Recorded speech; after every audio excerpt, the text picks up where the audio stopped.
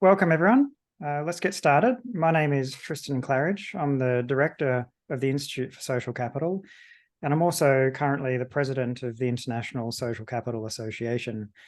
It's my great pleasure to present this webinar today. It's been a very long time in the making, and it's involved an enormous amount of work and a lot of conversations with a lot of scholars, a lot of reading. Particularly like to acknowledge, amongst many people, but particularly like to acknowledge Emeritus Professor Lyndon Robertson from Michigan State University, who has contributed many ideas and been enormously influential in putting this together. So thanks very much to him. For over 20 years now, I've been obsessed with social capital theories, and I've been determined not only to make sense of its complexity, but also to aid others in comprehending and applying the concept. I've explored the literature, and I've had countless conversations with scholars and practitioners from diverse backgrounds, and each have offered their unique insights into the subject and quite a lot of different perspectives. And throughout, I've tried to remain open to the various interpretations that exist out there and appreciate the merits of every approach that exists. I have my own perspective, of course, but I've tried to remain as open as I can to the full variety of different perspectives that exists. And we have to acknowledge, I think, that the variety of interpretations in the literature has caused problems for the theory itself, and it's made it difficult to draw comparisons and to foster meaningful collaborative research. To date, engaging in meaningful conversations about social capital has been challenging. It's been difficult to make sense of the theory. It's challenging to design quality research and to apply the concept meaningfully to practical applications. This not only hampers the accumulation of knowledge, but also undermines the concept's potential for transformative impact. In recent years, I've asked many challenging questions about social capital theories. I've delved very deep into the diverse landscape, including approaches that are really unfamiliar to my own. For example, I'm not an economist, but I've read an enormous amount of economic literature and approaches to social capital. And my aim throughout has been to try to determine the underlying logic, the assumptions that exist, the overarching commonalities that may unite these very different perspectives on social capital. And overall, I've found that we're all talking about much the same thing, but we often frame it very differently, and we often use different terminology. The paradigm of social capital I want to outline today is not intended to favor or exclude any particular theories of social capital. Rather, it has several aims. One is to promote theory construction, causal exploration, and model clarity, and also to facilitate the grounding of theory in robust theoretical foundations. I really see it as a call to elevate the robust theoretical foundations of social capital and be able to apply it to real-world contexts. And I think it's important to recognize that I don't have all the answers. I've studied this for a long time, read widely, but my voice is just one of many. I think others will have a really important role to play in bringing the concept of social capital to an established paradigm. And so I present these ideas as an open dialogue, I extend the opportunity to everyone who is interested in contributing to the evolution of this concept. And what I present today is I hope, a starting point for those conversations and that open dialogue to start to occur. So the overview for what I'll cover today, I'll start by asking the question of why we should define a paradigm for social capital, by exploring what the current problem is and why it developed, but also think about why we don't just simply come up with a unifying definition of social capital instead of defining a paradigm. There's obviously disadvantages to that, which I'll tell you what I think they are, and then we'll have a look at what the actual social capital paradigm may be and how defining the paradigm may actually help as well. And I've done this over several years, and I did have a particular process that I followed to achieve this, and I'll share that process with you, as well as these pillars, these ideas perhaps that could start to form the foundation for a paradigm overall, that we may start to reach some agreement on it. So first up, why define a social capital paradigm? And I think the problem is what everybody knows about, that there are many different meanings of social capital. And just about every paper I read starts with the authors saying something along those lines. It's highly varied, means many different things. But unfortunately, a lot of publications don't actually clearly adopt a definition. They may provide several, but not clearly adopt one, and some don't even define the concept at all. And even more troubling, we can find a disconnection between the definition that's provided and the way in which the research goes about operationalizing the concept, which is obviously a significant challenge. And as Robertson and co-authors pointed out back in 2002, many of the definitions in the literature are actually not definitions at all. They define where it exists or perhaps what it does, but not actually what it is. And the result has been confusion and inconsistency that's quite well documented in the literature. And in a previous webinar, I discussed the wicked problems of social capital as these challenges that we need to try to overcome, but no one seems to have the answers to them. But I think now that if we embrace this idea of a social capital paradigm, we may in fact be able to resolve all of those problems, or wicked problems, as I described them in that webinar. But regardless of this, and until now, it's been quite difficult to make comparisons between studies or to extend or support existing findings. And there's quite often confusion about how one description or finding relates to another when the concept is defined differently.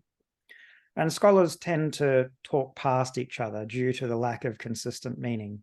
I find myself, when I'm talking about social capital, often having to preface any comment with something like, depending on the meaning of social capital, then this, or if social capital is understood as, then I can say something. But this is a challenge, and I think that it reduces the amount of interaction we have as scholars about social capital, because we're just not sure what the other person thinks social capital actually is. And all of this results in difficulties in evaluating what good science looks like in social capital research because of the lack of accepted standards and theories and models and so forth. And I think for the last 40 years, we've really been stuck in this pre-paradigm phase from a Kuhnian perspective. We haven't quite got to the point where we agree on a lot of things. There's little bits of agreement here and there, but not a lot. And this reduces the ability to build scientific knowledge, and ultimately, I think it undermines the explanatory and transformative potential of the concept. So I think that we've got some good reasons to go about defining the paradigm and having these conversations. So this became a problem. I think this is also very well documented in the literature because there's so many different approaches, different perspectives, different interests, applications, levels of interest, and so forth. And in fact, there's also different terminology for very similar ideas as well, as I alluded to in my introduction. And this means that there's a black box, if you like, that tends to obscure the processes that are involved in social capital formation and activation. And in many ways, social capital may have benefited from that lack of theoretical foundations in increasing its popularity, because it could be easily applied to different contexts without having the challenge of having to deal with this difficultness of theoretical foundations. And I think also in some cases, the theoretical foundations were lost between disciplines. For example, Pierre Bourdieu's work was based on a rich sociology of concepts like habitus and fields, but scholars from other disciplines applying Bourdieu's work may have not understood, or at least not fully understood, those theoretical foundations and taken the concept and ideas forward in ways that perhaps weren't reflective of those underlying theoretical foundations. And I think defining a social capital paradigm may help to resolve some of these problems. So I think an important question is to ask, why not simply define social capital, create one single unifying definition of social capital that everyone can agree to? And I think that would be great. And in fact, it may be possible, but I think that it would be too broad. If everyone agreed, it would be too broad to be particularly useful for an empirical inquiry, just because we wouldn't reach the agreement for the differences that are already discussed. And it may also not be desirable if it limits the scope of inquiry and application as well. One of the strengths, perhaps, of social capital, although a frustration as well, is that there are all of these different definitions that allow for it to be applied to many different applications. Therefore, I would conclude that a unifying definition is simply not possible and possibly not even desirable at this particular time. But we may be able to develop some statements that all, or perhaps almost all, scholars would agree on.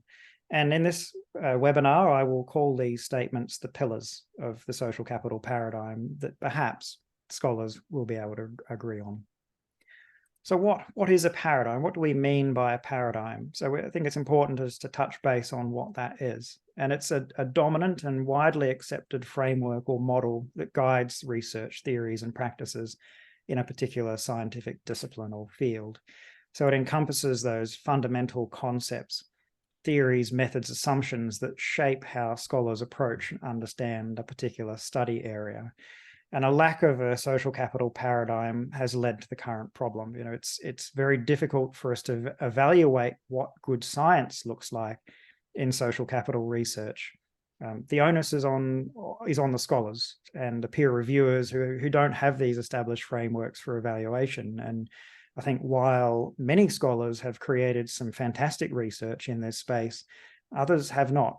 And the literature is unfortunately plentiful with examples of that poor scholarship, or what Professor Ben Fine has described as hackademia or hack academia, really just describing that poor scholarship that is unfortunately quite prevalent in the research. So what does a social capital paradigm look like? For a start, I think the theory at the moment is in a pre-paradigm phase, which is not a problem, except that it's persisted for so long. You know, it's kind of 40 years in this space, and it's become a bit unwieldy and a bit chaotic. At this time, narrowly defining fundamental concepts may not be possible or desirable, and it may alienate or exclude certain scholars if they find their work outside of these narrow definitions. Therefore, I think the paradigm needs to look for similarities, you know, start to put a ring fence around this concept of social capital and start to engage with those difficult questions about what the theoretical foundations are and what good science looks like in this space. It can be extremely wide and varied, but we need to start defining what this actually looks like in the space of social capital. So I won't be defining a blueprint for social capital. You know, I'm not seeking to explicitly define the concept. I don't want to tell scholars how to conduct research. I have views on those things, of course, but I think we need to be far more inclusive than that. We need to look for these overarching similarities, try to reach consensus around some of these key points that will help to start the conversation about the development of these kinds of standards and frameworks and theories and models and so forth. But it's so important, I think, for social capital. So as such, the social capital paradigm is not intended to preference any particular theory, limit explanations, or even create an operational definition. But these are the things that it can do: encourage theory building, exploration of causality, clarity of models, connections to theoretical foundations. These are the things that I'm talking about. I think the paradigm may do. And it can help because it can start to broadly clarify what it is separate from what it does, which is one of the challenges in the literature. This is responding to some of the criticisms that exist that I think are quite true and valid in many cases. Help to avoid truisms and tautologies and inconsistencies and incongruences and so forth. And ultimately create these operational definitions that are connected to theory, logically consistent, explicit about what it is relative to what it does. And we may even start to see the development of discipline-specific or perhaps application-specific approaches that people can start to agree on, even if we're not agreeing on the wider definition or approaches more broadly. And it may also help practitioners to see how the similarities in complementary ways rather than conflicting ways, to have more of those conversations. I think it's easy for someone who says social capital is networks compared to someone who says social capital is norms. It's difficult for those people to have a meaningful conversation. But if we can see the similarities and the complementary ways in which their approaches line up, then I think we can improve the situation quite considerably. And of course, opening possibilities for comparisons between studies and ultimately improving the explanatory and transformative potential of the concept simply by improving scholarship. I think this is overly ambitious, but I also think that it's essential that we try to do this. So the process that I took involved asking difficult questions about social capital that other people don't tend to ask. And perhaps it's a bit dull and boring to be digging into these things. Most people have better things to do with their time, but for many years now, I and some other fantastic people have been prepared to ask these questions. So despite asking these tough questions, I also had a method that I followed to create a bit of consistency when trying to find the agreement that exists perhaps in the literature, which is often difficult to find. And the first thing that I did was I looked at the logic and theory of social and capital. I wanted to start with what social capital is. And that may sound too simple, but many scholars have taken a similar approach. And it's interesting and revealing what they've written about the meaning of social and capital separately. Ultimately, I found social was not particularly fruitful. It's obvious that social relates to relationships and interaction and exchange between people. It's an incredibly broad concept. But I think we all know what we're talking about when we talk about social. Capital, though, was more interesting, and a great many scholars have written about the meaning of capital in social capital. Some scholars have suggested that it's a metaphor, but what does that mean, to say that social capital, the capital in social capital, is a metaphor? And for many authors, this means that social capital is capital-like. That is, that it possesses many of the qualities of capital without having to qualify with all of the classical meaning of capital. For example, it doesn't need to necessarily be private and divisible and alienable and all of those things that the classical understanding of capital entailed. However, other authors have suggested that it's a metaphor because social capital is valuable. That is, that it's not much like capital except that it's valuable. But I question this because surely it's valuable because of what it does, for example, to improve individual or collective well-being. So we end up at the same place, that it's capital or capital-like, but by removing it that much from what we're actually looking at, it makes it a bit more removed and a bit more obscure and difficult to understand what it is. And I think there's still other authors that suggest that social capital is a form of capital. That is, that it's not metaphorical, although they acknowledge that this does require some modification to the classical understanding of capital. And certainly classical capital theory has undergone expansion and modification over time. And this reflects an understanding that production is not just the result of physical capital, but also natural and human capital, and acknowledged more recently, social capital, or what Bourdieu described as capital in all its forms. So we may see a change over time where, starting with physical and financial capital used in the production of goods and services, there was increasing recognition that there were other capital inputs into that process. You know, a factory can't make goods if there isn't natural capital going into the factory in order to produce those goods. And human capital is also important. People are, an important source of labor, and we can invest in people and produce returns. As well as more recently, 40 or 50 years ago, an increasing interest in social capital, that general idea that people can do more with others than simply doing so alone. And there are other forms of capital as well. And all of this required moving past some of the classical characteristics of capital, as I mentioned, like it being private and divisible and alienable and transferable and so forth. But what remains, in the opinion of many scholars, is the core meaning of capital stripped of its neoclassical framing. And that is fundamentally that capital is something that is a potential to do or to provide something. So if we look at what that is, it's a potential or an ability or a capacity to produce a flow. And I've deliberately chosen to use an economic term like stock and flow that I'm not terribly familiar with, but I think speaks quite well to what this process actually involves. And I think we can readily understand it when we look at other forms of capital. For example, physical capital of a factory produces a flow of products such as shoes. A truck produces a flow of transportation services. A printer produces a flow of printed documents.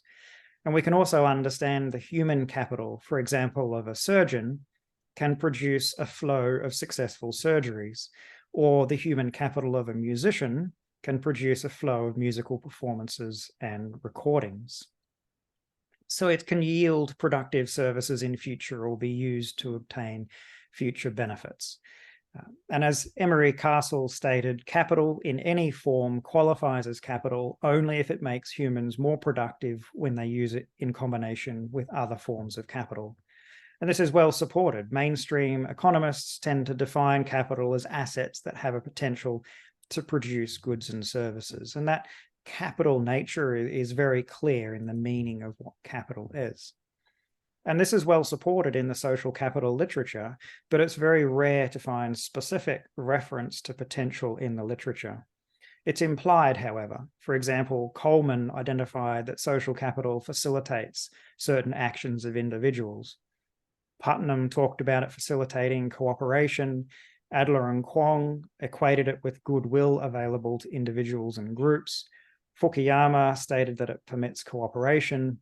And Portes and Sensenbrenner identified it as expectations for action. All of this is all consistent with capital being a potential to do something, a key quality of capital. And other authors in the literature have been even more explicit about it by stating that social capital accumulates as a stock that produces a stream of benefits. And Coleman said other things as well that support this end.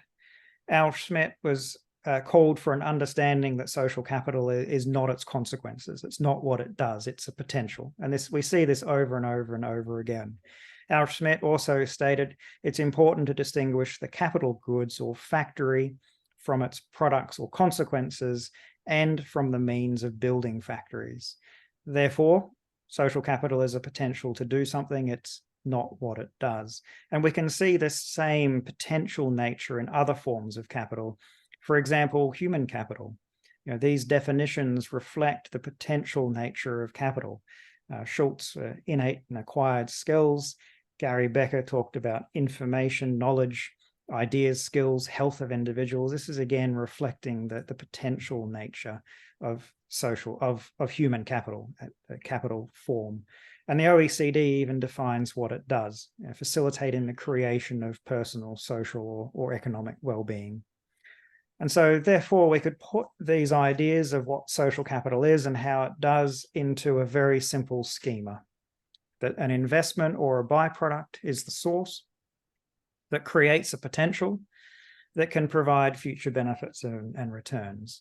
And I'm going to start off simple. This is version 1 of 5, and I'll reiterate this as we go until we get to more like a complete schema of social capital. Now, what the potential is, there's many different perspectives in the literature about that, perhaps reflecting the many different reasons for human action.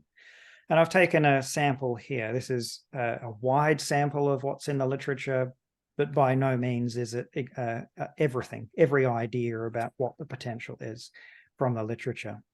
And any one author may focus on one or more aspect of this potential. For example, Bob Putnam considered social capital to be social organization and gave 3 specific examples, that being networks, norms, and social trust. But presumably that is a non-exhaustive list of examples, and he would consider social capital to be any feature of social organization, however that is defined.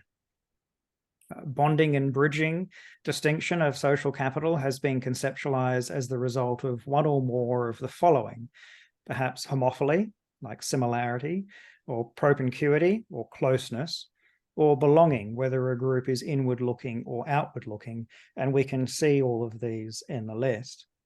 Some of these represent the potential directly, while others involve assumed processes that influence that potential for action. For example, homophily is the tendency for individuals to associate with similar others, and it's based on a variety of social and psychological processes that often result in a potential for social action. So we can see lots of different ideas here, but what is clear is that social capital is a potential. It is not what it does. And so this is the first pillar of the social capital paradigm that I'm putting forward in this webinar. This does not say what that potential is. So it doesn't say what social capital is. It does, though, indicate the properties of social capital as a potential. And most meanings of social capital are broadly consistent with this statement. However, as has been discussed in the literature, some authors have confused what social capital is with what it does. And it's possible that some authors may not fall under this pillar due to the use of the word resources to describe social capital. Resources is typically poorly defined or even not defined at all. Some authors, such as Nan Lin, clearly defined social resources. However, many following scholars have extended and adapted the meaning, and this has led some scholars to consider social capital to be the outcomes of the potential rather than the potential. And a focus on outcomes, I think, is problematic because it further removes analysis from the processes that create the desired results, which also makes it difficult to design meaningful interventions when you've removed the outcomes you want from the processes that create those outcomes. So I believe adopting this pillar would greatly improve social capital research and practice. The next stage of my process was to look at common themes, superordinates, and assumptions that exist in the social capital literature. And so I examined theories of social capital to try to identify what makes them consistent with capital theory. Because many authors give lists of components or dimensions or so forth. But when you look more closely, these lists quite often are examples rather than being exhaustive lists. So I would take these together and think long and hard and read widely in order to try to uncover the superordinates of them. Like if these are some examples, what are they all examples of? And to define a paradigm that everybody will agree with, that's inclusive, we must find these consistencies that perhaps lie in the superordinates of these lists or dimensions or components or whatever it might be. And so this is the process that I took. I started with outcomes. I thought that was a good place to start. What are the claimed outcomes and what do they have in common? And then I went on to explore all of the claimed, implied, assumed logic of the theories, looked at each dimension component, there's lots of these in the literature, and explored why it's consistent with the logic schema, and then attempted to identify the superordinates of all of these things. So it's quite a challenging task to go through so much literature and so many different ideas and try to find the similarities that exist between them. So I started with, what does social capital do? What are the outcomes? And when I first started working on this, I was not clear exactly what the outcomes were. And somewhat surprisingly, literature searches did not immediately reveal the answer to this question.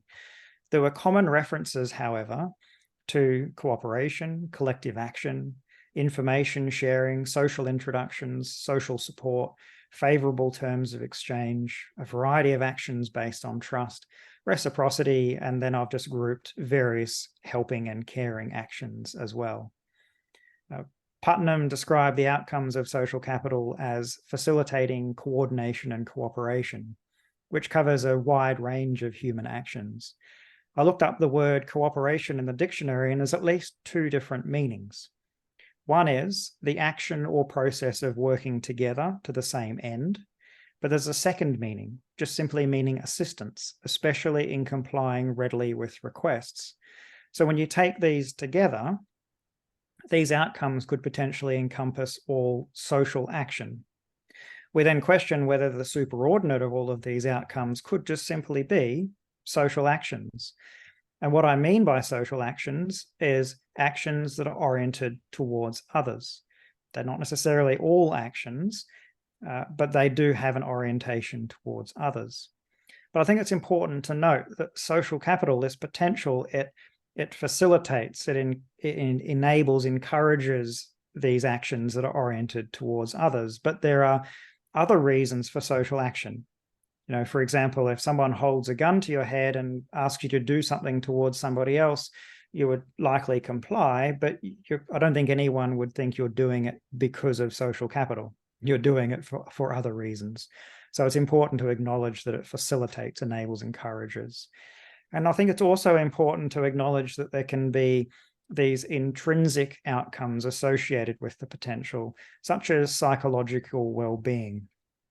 It's been acknowledged in other literatures on capitals that these non-use or intrinsic outcomes can be really important. And the literature on natural capital highlights this, I think, quite clearly.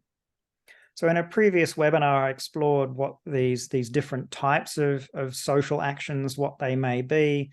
I think this still is an outstanding question that needs further work. Whether or not all of these perhaps are considered outcomes of social capital. And I think future scholars will be able to help to clarify this in the meantime. But I think from this analysis, what is clear is that the outcomes of social capital are social actions. Now, I acknowledge this is too broad to be particularly useful, but it does focus on what social capital does, and future scholars can refine further. And this is the second part of broadly defining the paradigm and being clear about what social capital is relative to what it does. If social capital is these outcomes, I think it's important to acknowledge if social capital is the outcomes, then it's really not clear to me why it's capital and how this approach helps to develop useful explanations and interventions.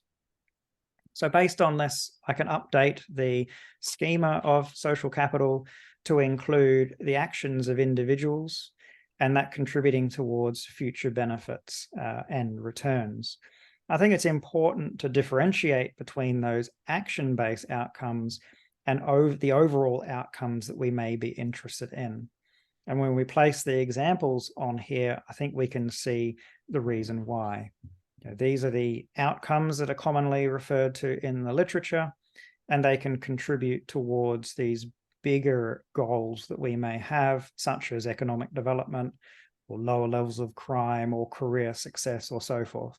But clearly, many other factors are also involved in achieving these greater benefits or returns that we're interested in. And before I continue, I want to clarify one thing, that the potential for social action may sound like a definition of social capital. It's not. It's not a definition of social capital. Because all we've really done here is we've described social capital as a potential. We've simply reaffirmed that it is a form of capital. The definition of social capital must describe the nature of that potential. And as we've discussed to date, authors have focused on different aspects of that potential or different explanation for why that potential exists. And to have a unifying definition, we must find a description of the potential that encompasses everyone's perspectives and interests while remaining consistent with the meaning and logic of capital. And while it's likely this would result in a broad definition, it just wouldn't be well suited to empirical inquiry. And if that broad unifying definition could be reached, I think that every inquiry would still need to clearly and explicitly designate the aspect or explanation that will be used in the inquiry while remaining consistent with the overall paradigm of social capital. I think it's a very important distinction to make. This isn't a definition of social capital because it actually doesn't define anything about the potential except to say that it's capital. So if we move on to the next part of my logic, I'm aware I'm moving through this quite quickly. There's a huge amount to cover, of course. Social capital theories are an incredibly broad and complex set of theories. So the next thing I did was I explored the claimed, implied, and assumed logic of social capital theories. And for each, I looked at how it relates to the potential for social action. And so for each of these examples from the literature, we can see how they can represent a potential for social capital, for social action. For example, relationships are a potential because they involve reputation, goodwill, trust, empathy, and so forth that represent that potential for social action. And some of them, though, there are assumptions involved. For example, social identity is associated with norms and trust and solidarity that may influence the nature of social action. Or roles, for example, may also be associated with norms and trust and solidarity that may influence the nature of social action. And so for each of these, when we take into account the underlying assumptions, they could all be understood as the values, attitudes, beliefs, emotions, and understandings that influence that potential for social action and the nature of social action when it occurs. For example, people share information or make social introductions or cooperate with someone because of their values, attitudes, beliefs, and so forth. People are influenced by norms because of how they understand them. People are influenced by institutions because of how they understand the associated expectations, obligations, rules, roles, and so forth. There are many reasons for human action, but they all relate to these values, attitudes, beliefs, and so forth. They can be expressed as relationships, norms, and trust, identity, so forth, but they're all things that people understand on some level. So I think the superordinate could be described as mental constructs. We could use other terms to describe this, such as habitus, if you're familiar with Bourdieu's work, life world perhaps, or background understandings. It doesn't really matter what it is, but what it does do is that it highlights how this potential, it all exists in people's minds. It doesn't exist in thin air, within networks or between people, whatever that means. It exists in people's minds, in individuals. Many of these understandings or mental constructs are shared with others, but they still live in individuals' minds. And therefore, the next pillar of the paradigm is that social capital is located in individuals, in their mental constructs. And this shouldn't be a contentious claim, but numerous scholars have made statements that seem to contradict this pillar by claiming that social capital exists in relationships, not in individuals. And certainly the intersubjective aspect of social capital, that is the shared understandings such as norms, may appear to exist independent of individuals. But this is like suggesting you can walk on a sandy beach, but that doesn't involve walking on the sand. Clearly that it is existing in relationships, but just as obviously it's actually residing in individuals in those understandings, many of which are shared. So the next part of the process was to analyze the applicability of claims about social capital that are frequently found in the literature. And I came up with 6 that I think were worthy of, probably more than that, but these are the 6 that came out as being particularly relevant to explore in some detail. So I'll run through each of these. First being that social capital is multidimensional. And it's a common claim in the literature. The World Bank had 6 dimensions. And more recently, the structural, relational, and cognitive set of dimensions has been incredibly popular, accounting for approximately about a third of the current literature on social capital. But you do have to ask the question that if social capital is mental constructs, then is social capital actually multidimensional at all? And I'll explore that in quite some detail. I looked at these aspects of social capital, such as norms and trust and belonging and so forth. And I looked at what they actually are, like what do they actually do? And I discovered that they all influence or predispose people to act in certain ways. For example, norms, when you walk into a library, you're predisposed to act in a certain way. Or belonging, when you have a teammate who needs help, you're predisposed probably to help them. Solidarity, when you have solidarity with people, you're predisposed to act in certain ways. All of these influence the nature of your predispositions, if you like.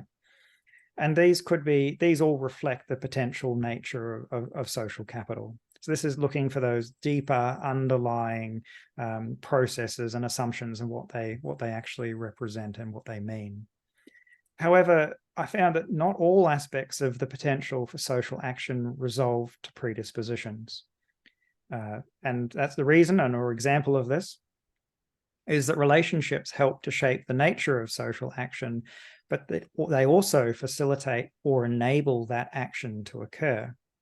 So imagine you're living in a community full of extremely generous, caring, trustworthy people, but you don't know any of them. The potential for social action exists and is strong, but there are few opportunities for that action to occur. If you needed help with something, you could walk out on the street and randomly ask people for help. However, this is inefficient and likely ineffective. You don't know who has the requisite skills, abilities, or the predispositions to help you. So therefore, if people are not connected, they cannot call upon others, and there can only be unplanned and incidental outcomes regardless of people's predispositions for social action. So the following example illustrates that point further. Mike lives on my street. He's an elderly man who lives alone and cannot do simple tasks around the home. He's a retired accountant with a lifetime of experience. I'd love to help him with odd jobs around his house, and I'm sure he would love to help me with my business accounting, but we don't know each other. We may bump into each other on the street, but this is only unplanned and incidental, and ultimately is a very low potential for social action to occur. So we could, broadly speaking, describe what we're talking about as opportunity, that opportunities are different than predispositions, and they don't seem to share a superordinate. They're distinct processes that work differently to each other. So if we explore what these two ideas are, opportunities really stem from connectedness as well as knowing. That is, knowing what other people do, knowing about them, knowing what they can do, who they know. And without that, there's the potential for social capital or for social action is quite limited. And predispositions towards action include all forms of reason and motivation. And they relate to whether the social action occurs, when opportunities arise, and the nature of this action as well. And these two different dimensions, if you like, are quite similar but not equivalent to the structural and cognitive dimensions that have been quite popular in the literature. The commonly cited components of the structural dimension would influence both opportunities and predispositions. For example, roles would structure opportunities, but also shape the nature of people's predispositions for actions that's related to those roles. And clearly the cognitive dimension relates to the nature of those predispositions, because cognitive dimension is all about trust and norms and shared understandings, those things that predispose people towards social action. So I think it's important to treat social capital as multi-dimensional because the inclusion of both opportunities and predispositions, regardless of what you call them, that's just the terminology that I'm using here, in the concept of social capital, it may be the basis for Alejandro Portes's observation that theories of social capital often involve different and even contradictory processes. And clearly these processes are different between opportunities and predispositions. And as distinct processes, some may contradict while others may reinforce. But the most important point is combining these processes in a single concept is only problematic if the concept is not considered to be multidimensional. And so on this basis, regardless of what you think the dimensions are, I couldn't find a superordinate for all of them. There's definitely two distinct processes going on. And therefore, the fourth pillar of social capital paradigm is that it's multidimensional. I don't think it particularly matters what the dimensions are. But understanding that it's multidimensional allows us to incorporate the multiple modes of human reason. And even if we group all of those reasons together, we still have the question of opportunity. And that's something I think needs to be taken into account. This isn't contentious. I think just about everyone agrees that multidimensionality is a key component of social capital. But the ideas and the way that I've presented these ideas here, I think, go a little further and may allow people to explore the meaning of social capital even deeper. All right, 4 down, 6 to go. So the next common claim is that social capital is context specific. And most scholars agree that social capital is contextual. But what they mean by context, I think, is often confused with the nature of social capital itself. But what I mean here is the activation context. Now, if you consider social capital to be the existence of relationships, then of course the content and nature of those relationships is important. And some authors will call that context. But that is an essential part of the potential of what social capital is. I don't consider that to be the context, and I mean something different when I say that it's contextual. And when you think about when the outcomes occur, they occur in the context of other forms of capital. And I've given a few examples here. A tractor can only be loaned if someone in the community possesses one. Information can only be shared if someone knows it, and so forth. And this is a common characteristic of capital. A truck, which is an example of physical capital, can provide transportation services. So the stock is the truck, the flow is the transportation services, but to be activated, it must have fuel, a driver, roads to drive on, goods to transport, and so forth.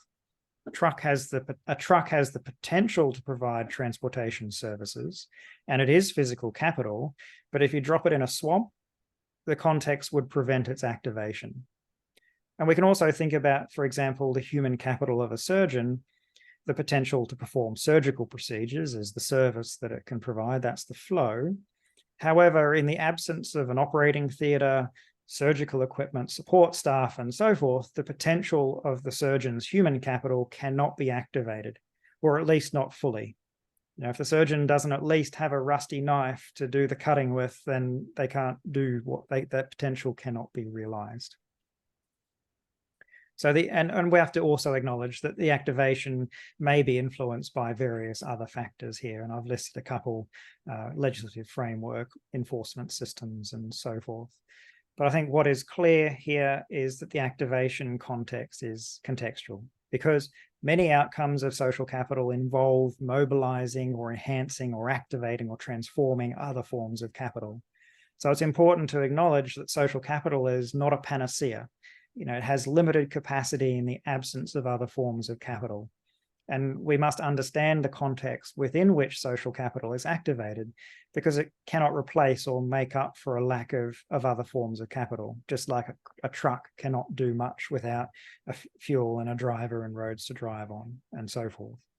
So therefore, we can update our schema now to include that, using economic terminology, but I think we can all understand what it means, that a process, it produces the stock, which then provides the potential for that flow to occur within the activation context.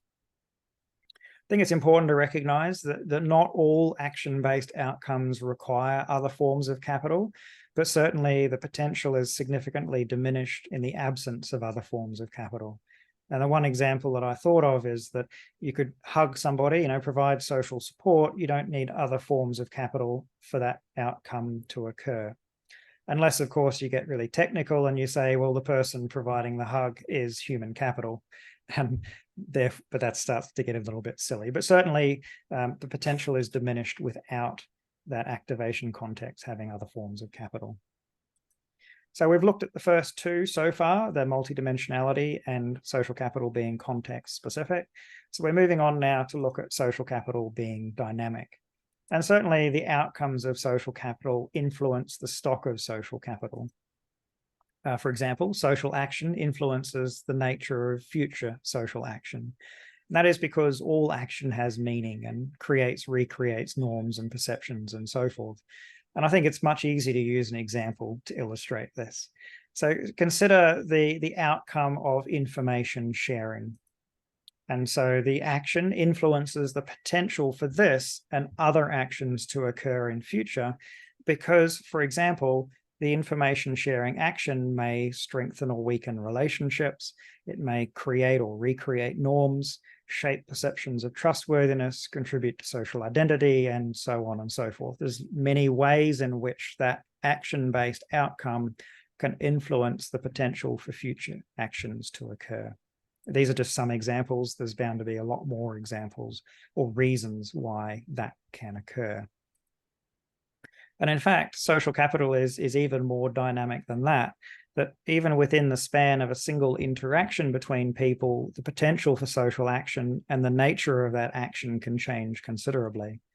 At the start of an interaction with a stranger, there may be limited potential for social action, but humans are highly capable of understanding others, finding similarities, shared social identities, developing obligations, finding empathy, and this may create a potential for social action that didn't exist prior to the start of the interaction between these people.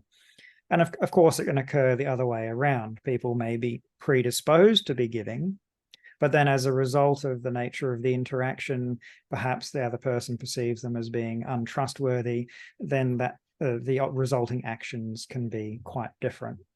But whichever way you see it, social capital is most certainly dynamic, and I think this is a useful and worthwhile pillar to put forward.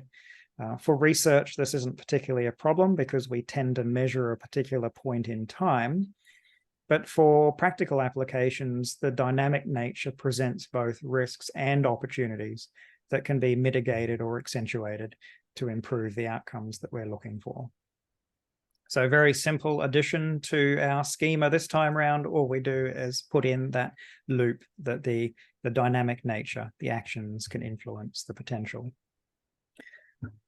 Moving on quite quickly, the next one is that social capital can produce positive and negative outcomes, and this has been discussed in some length in the literature. And I think in conclusion, from everything that I've looked at, like other forms of capital, social capital can produce many outcomes, some of which are positive, some of which are negative, depending on the context. And the nature of social capital does not necessarily indicate that, the nature of the outcomes does not necessarily indicate the nature of the capital. It tends to produce both types or all types of outcomes simultaneously. And this is true of other forms of capital as well. Human capital, such as knowing how to commit fraud, can be used for positive or negative ends, that is, to commit fraud or to prevent fraud. A chemist can use their human capital to make a bomb or for good purposes. A hammer, physical capital, could be used to build a house or as a weapon. Many, many examples. That's a normal characteristic of capital to be used for positive or negative ends. And to illustrate this point, Lyndon Robertson and co-authors in 2002 made this point about a plant produces steel, produces a good, and also smoke being a bad, but you certainly wouldn't say that the plant is not capital because it produces smoke along with that steel. So this is a complex one, but I think there's absolutely no doubt that social capital, as any form of capital, can produce both positive and negative outcomes, depending on the context. We can't define social capital as that potential, but only when it produces certain outcomes and not others. That's just nonsensical. We need to acknowledge the complex, multiple outcomes that social capital can produce, of course, depending on perspective. The mob has fantastic social capital, but for them, it's great. Maybe for society overall, it's not. So perspective is also important. So final update of the schema of social capital. We're up to now version 5 of 5. I've included economic terminology here to say including externalities. Of course, we could find other ways to describe those negative outcomes that can also occur. It's not just benefits, it's also the other things that can occur as well. So we can use this same schema to understand other forms of capital. For example, the human capital of a surgeon that I've been talking about. We could understand how education, training, and experience is the source that creates the potential. That potential is the surgical skills, abilities, and so forth, that facilitates the actual action, the actual outcome of that human capital being a surgery, the cutting, dissecting, stitching, and so forth, that contributes towards the overall success of the surgery and the well-being of the patient, but possibly some negative outcomes as well, such as the patient dying or other complications. And the activation context requiring that specialized equipment and support staff and all of those things that go along with making capital activated.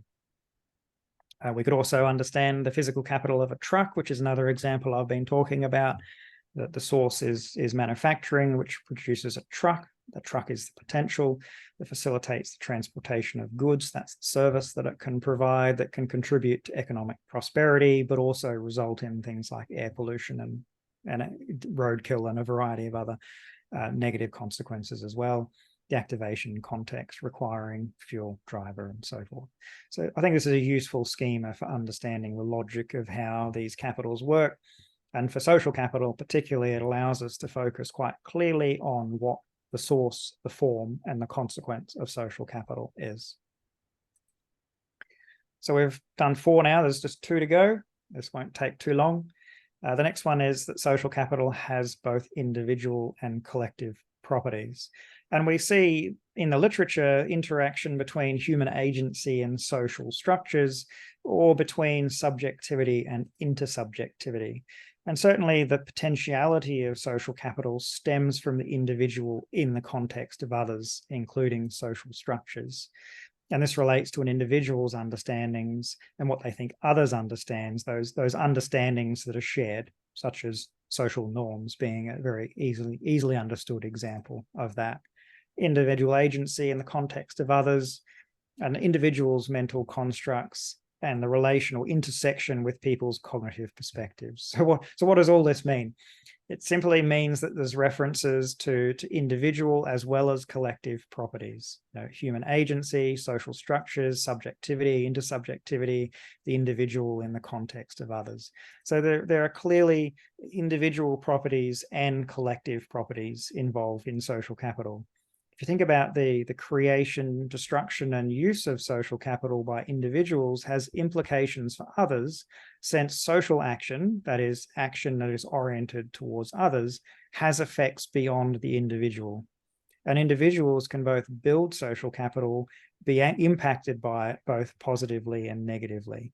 So we see then, if we look at the individual properties, an individual can have some tangible control over some aspects of their social capital, since they can build and maintain their own relationships.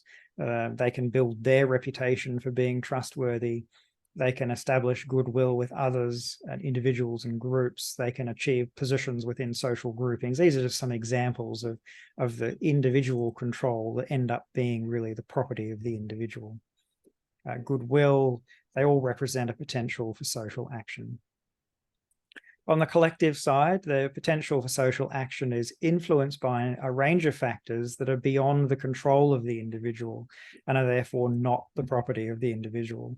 And these are things that are commonly referred to as social norms, social trust, identity, the nature of rules and laws and the enforcement of those rules, and various other beliefs about how people should act in a given context. So they're beliefs that are held by the individual, but they're the properties of the collective that exert an influence on human action. So I've rushed through this quite quickly, but I think it's very clear that there are both individual and collective properties. This doesn't seem to be contentious in the literature. Most people agree, but perhaps haven't explored fully what this really means. For research, it complicates things, quite frankly. But for practice, it represents 2 different avenues for building and improving social capital, and both of those can be utilized.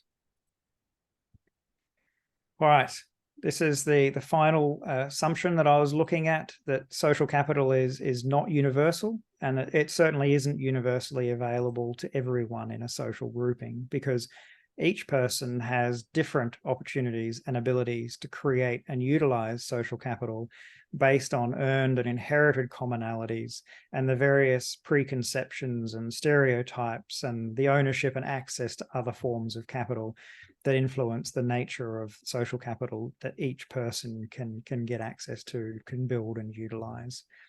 But as is commonly seen in the literature, social capital frequency universalizes across these kinds of categories. But as we've seen, I think from the other pillars, this doesn't have to be the case. If we connect with theoretical foundations that are grounded in what social capital is, then it's possible to engage with that differential access that exists in the literature. But surely and clearly, social capital is not universal, and there's some very obvious problems that arise when we treat it universalize across the different categories of society. The World Bank tended to do that, and it wasn't very effective, and ultimately they moved away from the concept of social capital. I did want to include one final idea. We've got 9 pillars so far. I wanted to propose one more thing. I'm less confident about this because it's quite different than the way social capital is typically understood.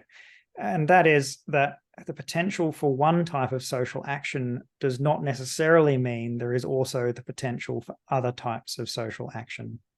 And what I mean is that social capital can be different things since it can produce different outcomes. For example, there may be a potential for people to share information, but those same people may be disinclined to make social introductions or to exchange goods without contracts or to provide social support. So the social capital is different to the social capital which provides the potential for different outcomes. So it's possible for a group of people to be both cooperative and distrusting at the same time. For example, they may work together to improve a school, but not trust each other enough to loan personal belongings. So different social capital, that is, different predispositions and opportunities, can produce a range of different outcomes. And treating social capital as one thing may confound research, because it's a bit like treating acids as one thing and researching whether acids dissolve rock. Well, you'd get mixed results, of course, because different acids will dissolve the rock and some will not, but there won't be any mechanism to understand why. And I think it's important that we understand the different outcomes that social capital can produce, and therefore the different forms of social capital that might exist. And this is true of all forms of capital. Physical capital provides a range of services. The difference between a factory, a laptop, a hammer, these are all massive differences. Human capital is another example. The outcomes an engineer can produce are very different than the outcomes that a musician or a teacher or a doctor could produce. Imagine treating other forms of capital as one thing. For example, the human capital of surgeons. Would you hire a surgical position as long as they had any 10 years of experience in education? Of course not. You're looking for education experience in surgical skills that allow them to produce that particular outcome. And physical capital is even more absurd. Would you say to somebody, bring me 3 kilograms of physical capital so that I can look at this microscopic thing? No, you'd ask them for a microscope, because you understand that physical capital has different properties and can do different things. And so you would look for these different things. So I think this requires further consideration, because it seems to be important, and I've included it here as another pillar. I think if we could do this, then it would help to improve the replicability of studies and the comparison between studies. And certainly without this consideration, scholars may be very confused about why social capital does or does not produce certain outcomes. And that may undermine the explanatory potential of the concept. And the big potential, of course, for practical applications is that it helps to improve our understanding of what produces the desired outcome and how to go about improving those outcomes. So these are the pillars of the social capital paradigm that I've laid out. There's 10 of them here. And what I'd like to do is ask you, by launching a poll, whether you, broadly speaking, agree or disagree with these pillars, as I've explained them quite rapidly and extremely quickly. So I'll start up that poll in Zoom. So you should be able to see that now. And while you're answering that, I'll carry on and I'll bring up some ideas about some limitations and implications that I think that we need to address as well.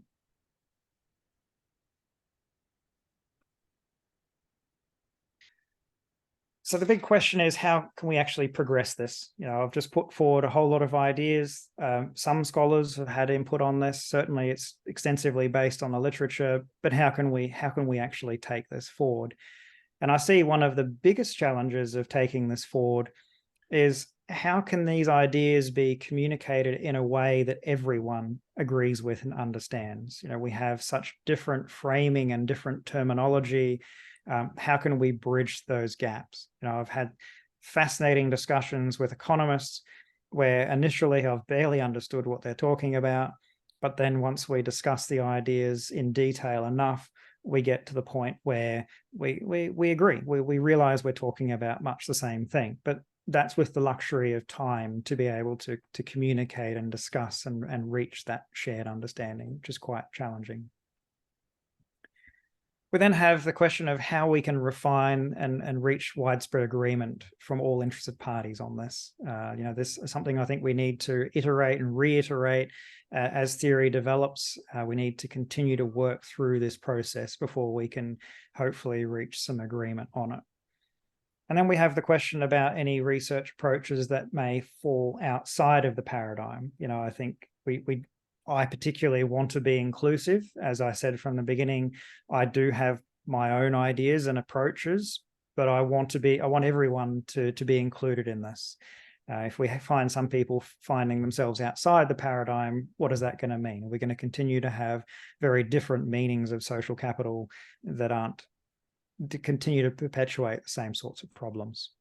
And I'm particularly, I guess, concerned about if there are any methodological requirements in certain fields that may conflict with this pillar, any of the pillars that we have, and become a challenge. So we'll see. These are some challenges. I don't know how we progress them exactly, but the next step, I think, is to seek widespread input and see if we can get people to agree on some of these at least. All right, how are you going with the poll? Are we just about ready to have a look at the results? Just give you another minute to answer those questions. I realize that there's 10 there for you to have a look at and respond to.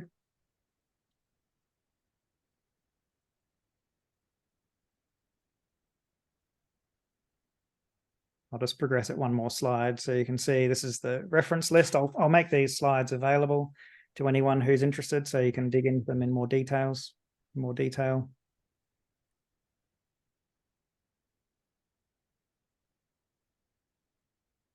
All right, I think just about everyone's probably responded on the poll. So I'll just end that so that we can show the results. Okay, so you should be able to see the results now. So we can see for the first one, it's like most people agree. One person strongly disagrees, though. Be interested to hear the reasons why. One person's also unsure on that one. The second one being the outcomes of social capital are social actions. Got 9 strongly agree, 8 somewhat agree, and 1 unsure. 1 I don't know. Social capital is dynamic. We have 19 strongly agreeing. Activation of social capital is contextual. We have 16 strongly agree and 3 somewhat agree. Social capital is multidimensional. We have 15 strongly agreeing and 1 unsure. Social capital can produce positive and negative ends. We have 13 strongly agree, 1 somewhat agree, and 1 unsure. Social capital is located in the mental constructs of individuals. We have 3 strongly agree, 7 somewhat agree, 4 unsure, and 1 somewhat disagree. Social capital is individual and collective properties. 11 strongly agree, 3 somewhat agree, and 1 unsure. Social capital is not universal. 6 strongly agree, 7 somewhat agree, and 2 unsure. And social capital is not one thing that does one thing. 11 strongly agree, 3 somewhat agree, and 1 unsure. Well, that's surprising. More support for that than I thought there'd be. All right. On to questions and discussion. I saw there was quite a few posts in the chat as I was going along, but I didn't have time to look at them. Feel free to unmute yourself if you'd like to ask a question, or you can post in the chat and I can read it out on your behalf.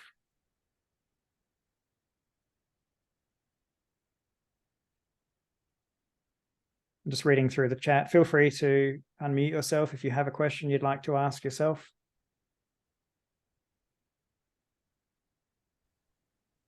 Hey, Tristan, it's Dave Williams here. Hi, David. How are you? Good, thanks, mate.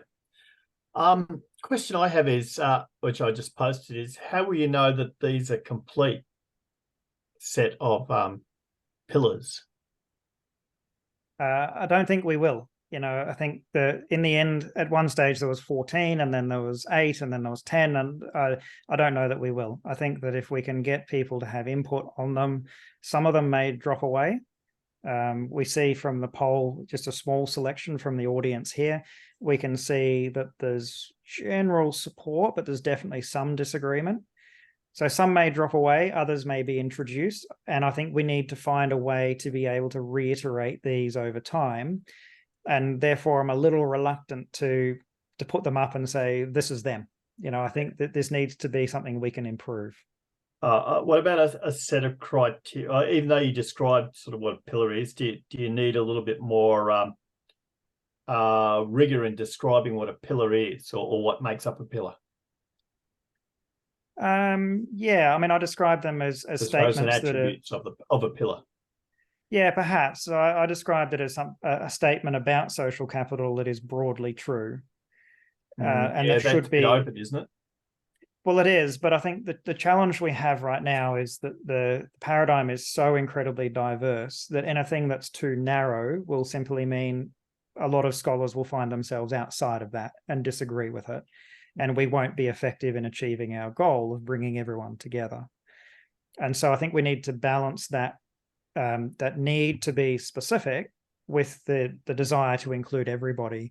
And I think the biggest concern with bringing it in too narrow is we'll too quickly lose people into competing camps, and the same problems will perpetuate.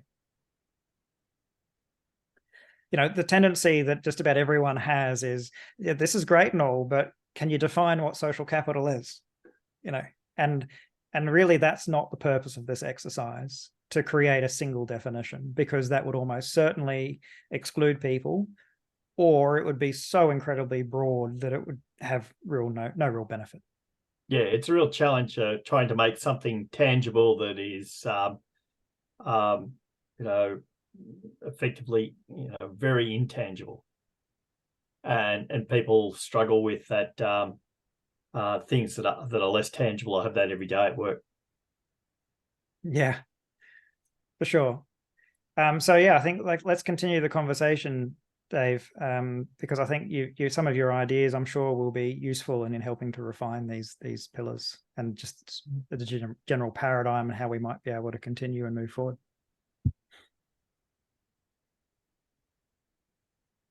I'm not sure if I'm. Hello. Oh, sorry, go ahead, Mike. Who was next? Sorry. Oh, Telly. Mike. Oh, Mike. Mike was started before me.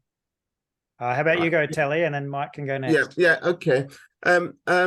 It's a very good presentation. It's certainly there are a number of things that implicit in your presentation in terms of social capital as the capacity to produce a flow, streams of benefit, potential to do something.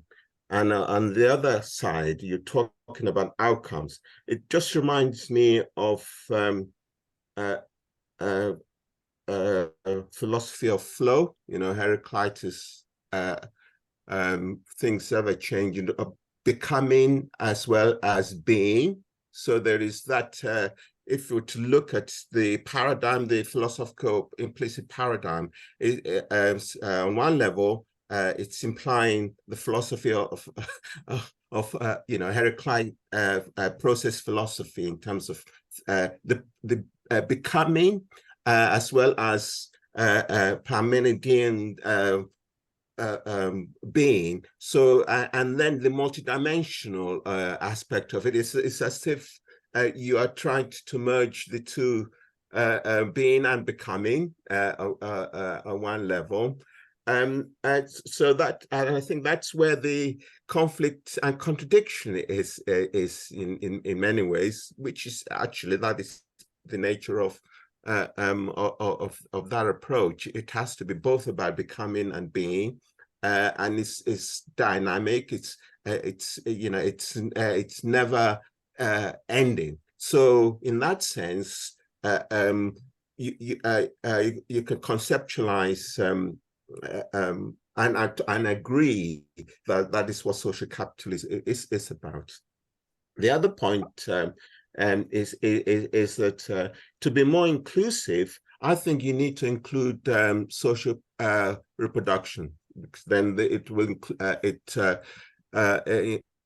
inclusive in terms of contribution from the feminist perspective, like from the work of Nancy Fraser and co. So I think that's another pillar. Inevitably, if you're talking about social capital, and you need to incorporate social reproduction as part of the to be more inclusive, in my views. I've got so many things that crop up for me in terms of your example of the individual noticing your comment about the person in your community wanting to make connection with him, but the fact that you don't really know him that well, it's based on the idea that there is a problem. I mean, in the community or with this individual, and I'm going to try and help solve the problem, which would then, as the implication of when we're talking about social capital, we need to have a theory of change. What is the problem you're actually trying to address, and what is your theory of change, and from which philosophical or multidimensional perspective are you coming from? Yeah, I think the philosopher you mentioned, I think it would be really good to engage with that, because the challenge of social capital being so dynamic, we need to have ways to understand that. So that could be really quite useful. I think that right now within the paradigm, there's an enormous space for people to define their own explanations, to use their own terminology, to frame it however they want. Some people may use economic kinds of logic and rationale responding to needs, for example, or relational goods. Others may take a rich sociological approach and look at the creation and recreation of subjective understandings. You could take life world and apply that, or habitus and apply that. So I think at the moment there's enormous scope within the paradigm, as I've laid out these pillars, for that to occur. And I think there's a challenge there that it's still extremely vague, and there's still enormous scope to be able to do, well, maybe that's a good thing that it is so vague. But the question of how we can be inclusive without making it difficult for other people, if you know what I mean. Like, economic language for me is a challenge. So if I was seeing economic language in this, it would be a barrier for me to engage with it. But it's the exact opposite for economists, because if they don't see economic language, then it's a barrier for them to engage with it. And so I think we need to find ways to be able to keep it broad, communicate it clearly, use non-technical language. I think that's where I'm at, is that this, to me, it feels like it has a bit of a me slant on it at the moment. As much as I've tried to be as open as possible and inclusive as possible in the way that I've laid these out, it still fundamentally has to be understood from the way that I understand the world around me. And I think that's what we need to do. We need to get other people's perspectives on this so that we can be inclusive, because it isn't yet, I don't think, enough. And by implications, whatever approach one adopts, there need to be a self-assessment of its limitations. Otherwise, to try and suggest, okay, this is the solution, but it's okay. It's a contribution, but it has its limitations. Yeah, precisely. And I think that as I was putting this presentation together, I would come up with something that was quite critical of a particular author or a particular approach or meaning of social capital. And I'd find myself doing that consistently, and I'd say, nope, that's not the purpose of this. This isn't to be critical. This isn't to say somebody's wrong. And so delete, remove it, because that's not the purpose here.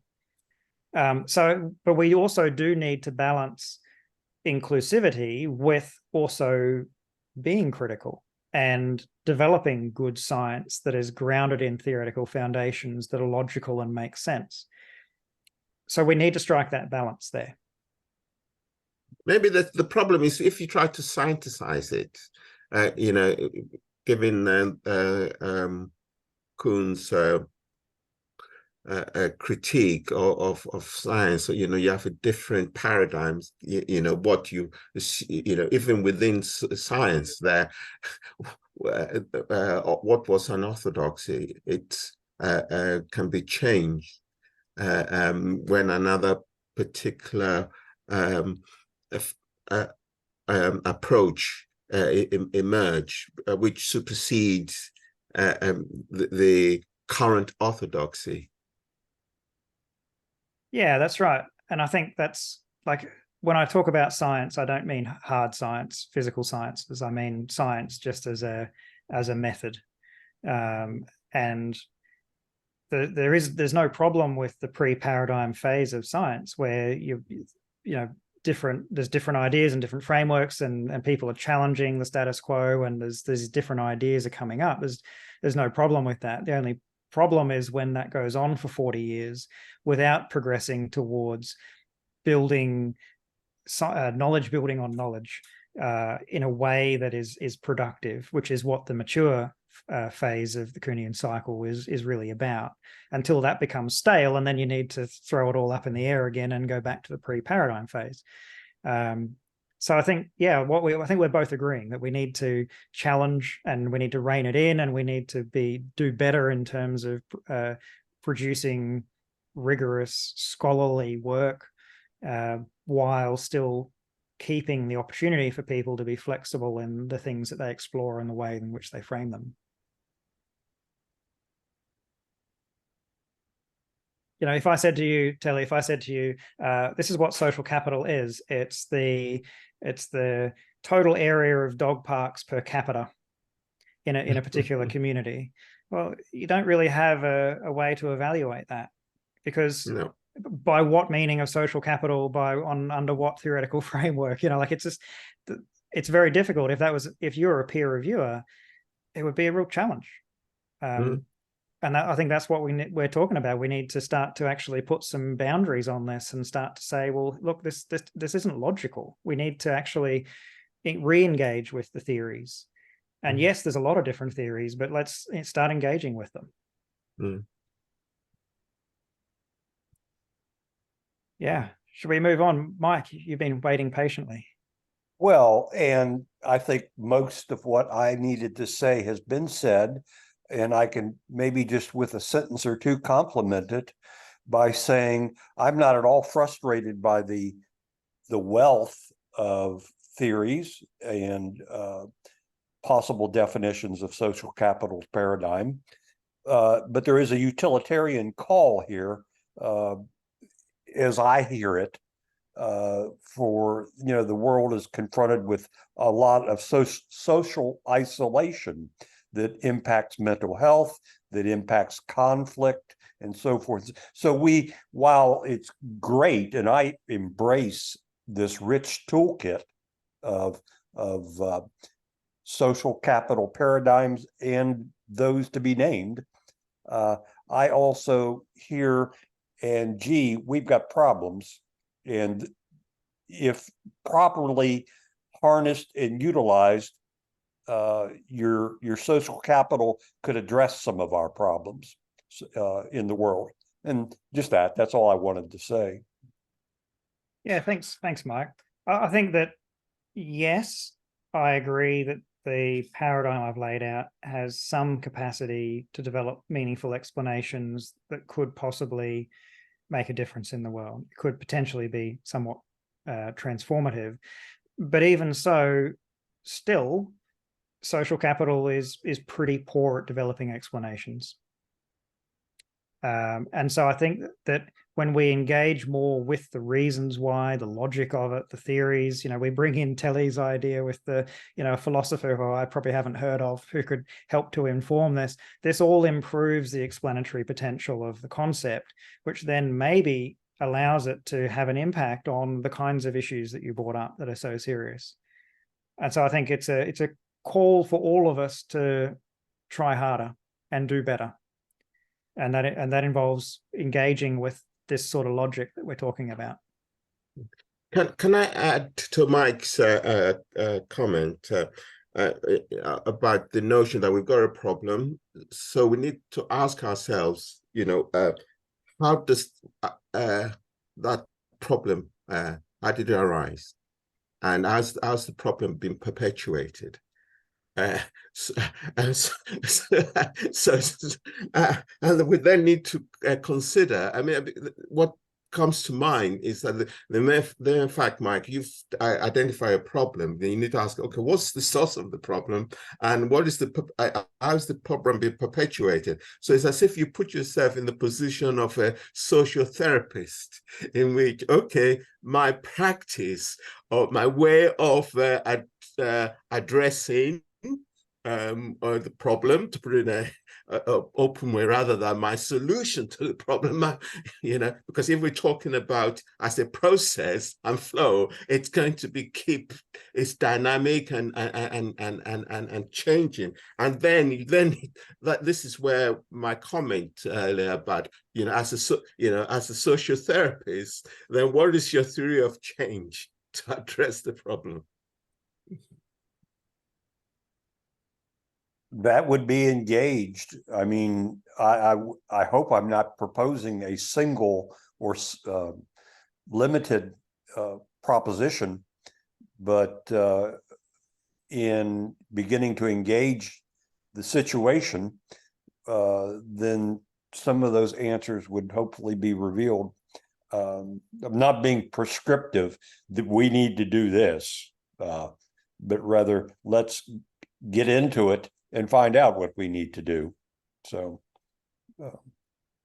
and I'm making a presumption here, and I realize we're out of time, that people too often, at least they do here in the US, go forward with maybe just a limited number of constructs of what social capital is. It's popularity, it's resources that will benefit me in a consumer kind of way, and they're done with it. They're off to the races. And we have an opportunity to stir that a little bit and say, it's more than that. Yeah, for sure. Yeah. I think we need to continue this conversation at another time. There is a question in the chat from Brooke about the definition, particularly Nan Lin's definition about the ability to access resources for purposive actions. The question is, does this fall into the logic schema of social capital, as I've outlined it? And I think for Nan Lin, yes. I think for many of the people following Nan Lin's work, I would say maybe not. Because if social capital is the mobilization of resources, then it's not a potential. It's the outcome. And so I'm not sure at all why that would then be capital. But I think that's why it's really important to have this conversation. And so we can start to define, when we say resources, what do we actually mean by resources? Because it's not commonly defined. I've gone looking for the definition of resources, and one of the few places I find a meaningful explanation of what that actually means is in Nan Lin's work. In most other people's work, it's vague, or it's not defined, or in fact, they're actually talking about these resources being physical capital items that are owned by individuals. And how that becomes social capital is interesting. it becomes social capital when it's mobilized, supposedly. But again, that's the mobilization of other forms of capital. That's exactly what capital does. Like, I think if we engage with the logic here, we might be able to be a bit clearer about what the social capital really is. That's interesting. Thanks, Tristan. I'm in education, so I'm looking at social capital among teachers in terms of how that may benefit their practice, and then obviously students' learning. And this issue of access to resources, well, what kind of resources for what purposes, is something that I'm coming up against, particularly for teaching, because you can think about, well, there can be resources that can help you climb a social ladder in schools. They're not necessarily the same. That's not necessarily the same outcome as improving teaching and learning. There's different kinds of resources that you could access through social relationships. So it's not really clear in that area of research either. There is a lot of work on teacher collaboration in communities, like particularly in the 90s, which talk about the intellectual material and social resources that can become available through relationships. So that's how I'm kind of thinking about it. In the space of education, there's things like teachers get information from one another, they share lesson plans, they do this, they share advice, all that kind of stuff. It's just really, really vague. So I was just trying to think about I guess how some of these other notions of social capital, like the structuralist perspective, the relational perspective, the cognitive perspective, or whether or not you call them relational and cognitive, I've read your piece on that. But then also this notion of connectionist social capital, or the quality of resources, and I just don't see that as addressed anywhere. And I was just wondering how that is picked up in your model. Yeah, I mean, it's clearly all very complex. The different understandings that exist out there in the literature. So the way that I would frame it is, I would say that so resources could be access to information, access to skills, knowing where the library is, knowing how to access past exams, like all of that could be broadly resources. And that information can be mobilized through social action. So I could talk with somebody and they could share that information with me. They could help me with something. They could show me something. They could maybe do something for me. I don't know. It's a bit questionable in education, someone completing your assignment for you. But these are all examples of social action. So the question then is, why do people do this? Why is there a stock, a capital? Why is there a potential for those types of actions to occur? So some people will look at the existence of relationships, the configuration of the network, the nature of social norms, the existence of trust and trustworthiness, social identity, belonging, solidarity. That's that big slide that I provide all these different reasons why people may engage in those kinds of actions. And so to me, that's what the potential is the potential to create those kinds of actions. When those actions occur, it's great. But if they don't occur, the potential may still exist. It's just that that hasn't actually been activated. My friend from school, I haven't seen him in 20 years, but if I saw him, he would take a bullet for me and help me bury a body. So it's a potential that's lying in wait. It's there. It hasn't been activated. No one knows it exists except he and I. It exists in our mental constructs, but it's a potential that's ready to be used. It's capital. Yes, Dave here, Tristan. No, I think Brooke brings up some really good points there, and particularly to me, it's all about the intellectual and structural assets that you can actually get access to, and that's where the real value is. And if it's school, resources, or if it's how to climb the ladder, they're both valuable assets to the person seeking those resources. I like some of the work that's done by Carl Wigg and Edverson about the asset models that were developed for Scandia. There's some really good work in there about various different types of capital, both particularly in the intellectual capital area, both human capital and structural capital, as they call it, which is like information and more sort of structured type of assets. And they also talk about other intangible capital, innovation capital, process capital, which is all those types of intellectual assets that you can actually get access to through having a social relationship, having those relationships that are socially based. Yeah. So I think a lot of it is about that mobilization of other forms of capital. We see lots of examples of this. If I'm a cabinet maker and I've developed my human capital, I'm excellent at woodwork. Well, I can do that for my friends. I can help other people with it, and so that my skills is my human capital, but I can mobilize that through the relationships that I have, and through those same relationships, their human capital, maybe financial capital, maybe physical capital, maybe who knows what forms of capital can be mobilized. But the reason why they're mobilized is because of how I think and feel about the other person, about my friend, because of the commonalities, the empathy, the goodwill, the trust, the whatever it might be. Yeah, the linkages between, Yeah. So I think short answer, Brooke, is it's complex, and I'm not sure exactly how that entire body of literature fits exactly into the paradigm that I'm trying to lay out.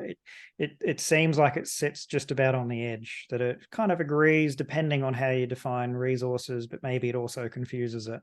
And it's a considerable part of the literature. It could be as much as a third of the literature is in that category. Yeah. And it kind of needs help. And maybe this sort of paradigm may help, perhaps. Yeah, that's really interesting. Thanks so much, Tristan. Pleasure. Telly, have your hand up.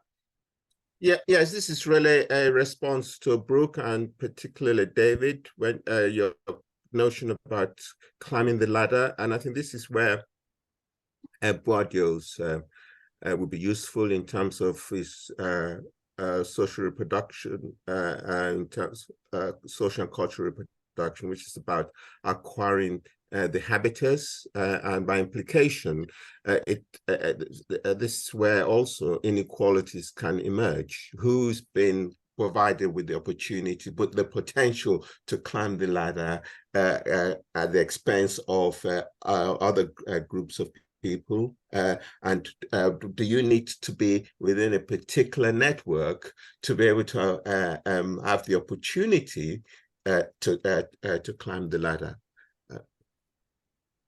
And precisely. the notion of climbing the ladder could be to reinforce the existing inequalities. Yeah, and there's quite some significant research, and just trying to remember who did it on social structures, social stratas, and relationships in the US. Was quite some fundamental research on it. I'll find it in a couple of minutes. A couple of other questions in the chat we'll try and get to. We're a bit over time, but let's see if we can just get to these questions. Katie mentioned about, are there any universal characteristics for the conditions needed to trigger the activation of social capital? Challenging question. I think that the opportunities that we discussed relate to both connectedness and knowing about other people. If you don't know what other people know, who they're connected to, the activation can be impaired. It seems like that's so much of what social capital is about, is actually having those understandings of other people and what's acceptable behavior and desirable behavior in that particular circumstance, and so forth, all feeds into that opportunity component. I haven't identified any other universal characteristics of the activation context, but perhaps there are some, and that would be interesting work to work on that. I don't think Katie's actually here anymore. I think she's had to leave. John Myers also made a good point, I think, that about how I've engaged with the cognitive side of social capital, perhaps more than most people have. John, feel free to unmute yourself if you'd like to bring up any further points. I think that I'd certainly see and take a lot of inspiration from philosophers like Habermas. And so, unsurprisingly, I see the cognitive side and the way in which we find meaning and understanding in the world in social capital, which perhaps not a lot of other scholars have done. And that probably has been, like when I say there's a bit of my slant of my own perspective on these pillars currently, is because of that. and perhaps we need to look wider for other sources of inspiration for what these pillars may be. And to David's question before, like, is 10 pillars it, or maybe not? You know, maybe there are more that we can define that would be widely agreed upon.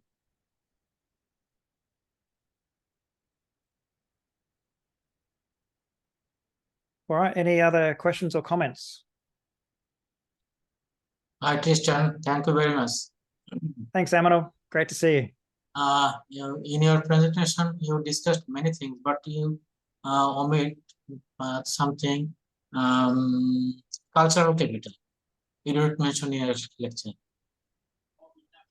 Did you say cultural capital? Cultural capital, you omitted. I did, yeah. I mean, I actually think that the way that I've outlined this paradigm of social capital, cultural capital is almost entirely included in it. That the properties of the collective that shape the nature of social action, all of those predispositions that that are widely held within society, that is culture. And therefore, I don't actually see a distinction between social capital and cultural capital if we include those properties of the collective in this concept.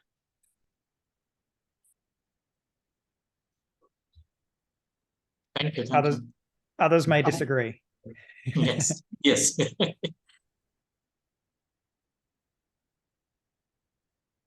Tristan. Yes, Raymond. Yeah, I was thinking of measurements. I was wondering, so when I looked at this, I was thinking about the Sustainable Development Goals. Right? So, something similar to that, and then there are indicators, right? So perhaps somewhere along the line there will be some indicators and numbers that can be produced from those indicators, so that we can compare maybe to multiple case study analysis. Oh, this community is prospering. This is what in terms of GDP, or in terms of what do you call this, health indicators. So I guess I'm thinking more in terms of the economic development factors, right? So if I like to compare, say, communities in terms of infant mortality, or maybe malnutrition, or maybe academic achievements, comparing communities, and I say, okay, this community is not prospering. Maybe can I say there's a lack of social capital here compared to this community that there's a very strong social capital. That explains the difference in outcomes, in health, in education, in income. I don't know if I'm Oh yeah, I mean, I think the challenge is that social capital, the way I've outlined it in this paradigm, potentially is like a form of meta capital, or a cross-cutting theme that has its fingers in and influences every single aspect of every single human endeavor. Because if we're broadly saying that it is the potential for social action, well, social action occurs in everything that humans do, just about, and therefore social capital plays a critical role in everything. And this is where we start to say that when it's defined as such, it's too broad to be useful, because it becomes just absolutely everything. But it is true, like social capital does play a critical role in everything, because if it shapes the nature of human action towards others, then of course it's going to have a critical role to play in everything. But it's too broad. So you need to actually apply it meaningfully, you need to break it down into, okay, what specifically are the actions that we're interested in? And what are the processes that are actually producing those outcomes? And I think this is where defining the paradigm is useful to guide research overall, but any particular application of the concept needs to be more specific than this overall paradigm suggests. And that's why I put up that slide that said, this is an important clarification, that potential for social action is not a definition.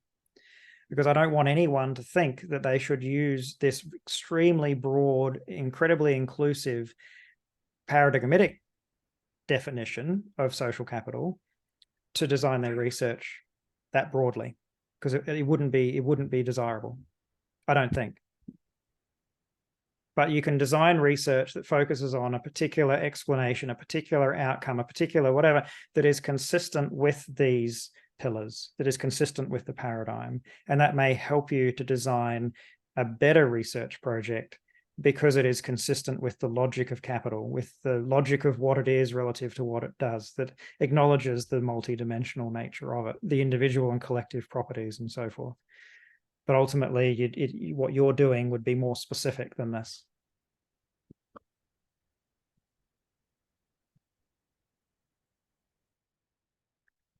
Telly, do you have something to add? Say.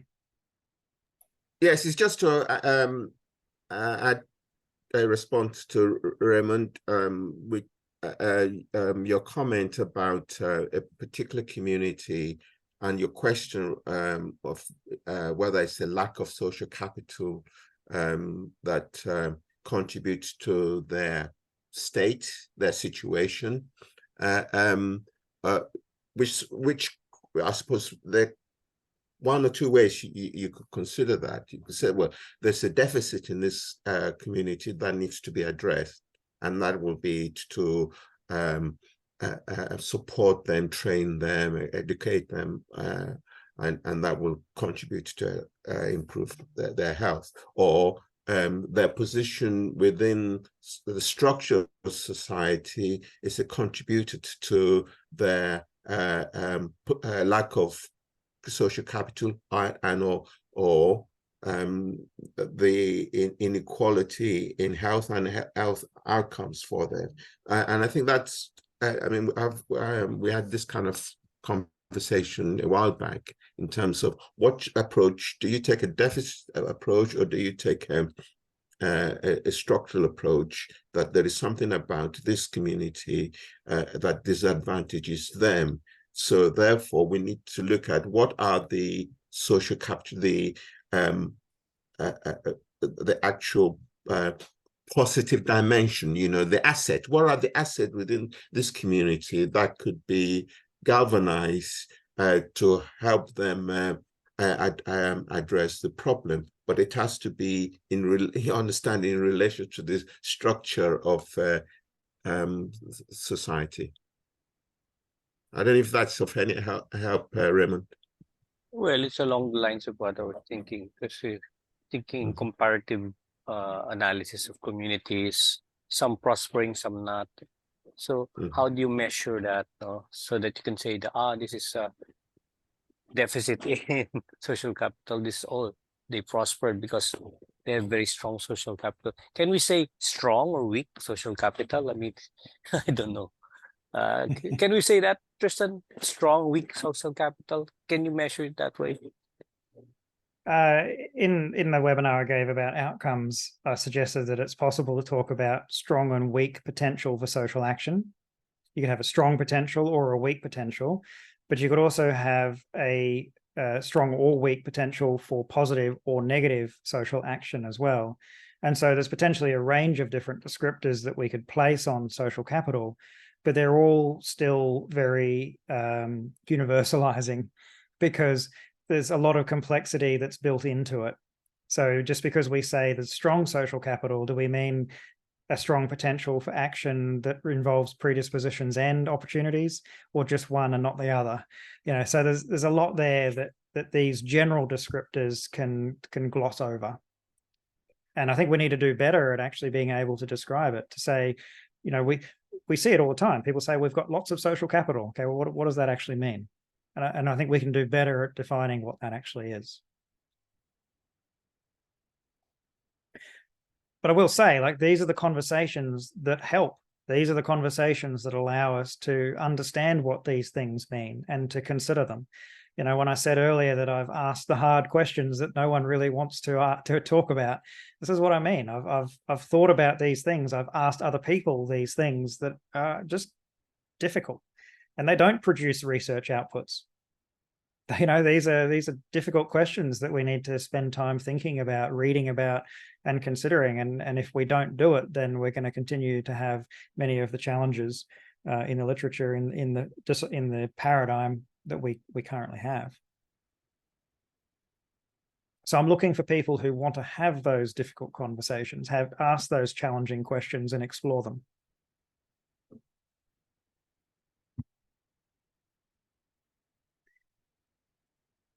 I'll say one other thing about this is that if we think about social capital incredibly broadly, and we ask the question, is social capital important for health, for economic development, for anything? Doesn't really matter. The answer is obviously yes, because we've defined social capital as being that potential for social action. We know that social action is important. We know, like, this is all stuff we know. So it's obvious. But the more interesting questions are, is connectedness important for that? Or is norms important, or trust important, or social identity? Like, what is it about this broad potential for social action that actually creates the outcomes that we're interested in? They're the most interesting questions, because the general questions are truisms. They're true just by the nature of how we define social capital broadly. So understanding the processes is what's most important.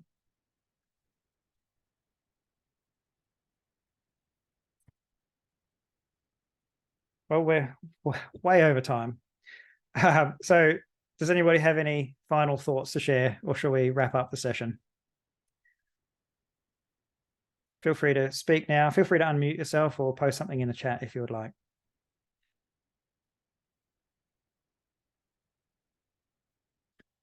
Thanks, Brooke. Thanks, everyone. Let's end the session there. It was great to see you all, so many familiar and friendly faces. Look forward to seeing you again in the near future. Thank you, Tristan. Thank you. Thank you, friends. Thank you. Nice meeting you. Thank you. Yeah, bye.